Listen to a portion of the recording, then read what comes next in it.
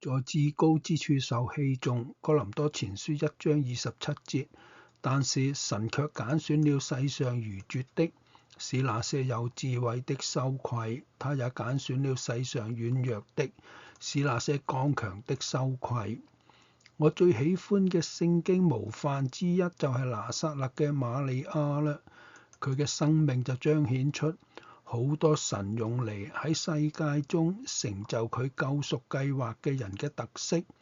儘管瑪利亞喺歷史上受到諸多嘅關注，但係事實上佢嘅背景卻係相當平凡嘅。佢並非來自富裕顯赫嘅家庭。當天使向佢顯現，佢只係一個訂咗婚、準備成親嘅年輕少女，毫無疑地咁去做住訂咗婚嘅女孩會做嘅事，憧憬住佢嘅婚姻，佢同約瑟要住嘅房子，仲有係佢哋會有嘅家庭同埋未來。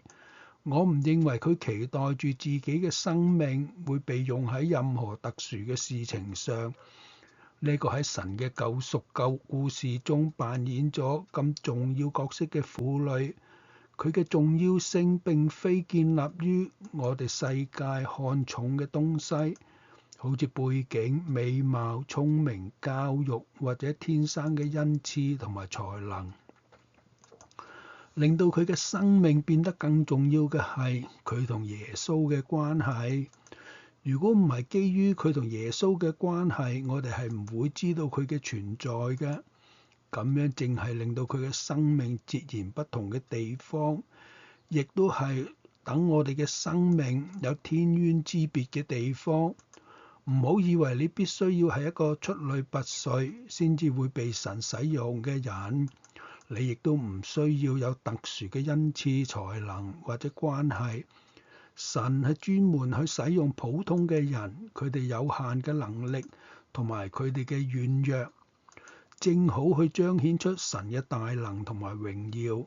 你真正嘅價值唔在於你嘅工作、配偶、孩子、職位或者係財物，令你嘅生命有意義同埋有價值嘅係基督喺你裡面嘅生命，亦都係你同佢之間嘅關係。仲有係你喺生命中對佢嘅呼召嘅回應，先至係令到你喺佢嘅國度中成為有用之才嘅因素。你係咪有時候會自感不如嗰啲企喺前面卓越非凡咁去服侍嘅神嘅人呢？感謝神，佢能夠毫無限制咁使用任何認識佢並且願意俾佢去使用嘅人。求神賜我哋甘心樂意侍奉嘅心啦，阿門。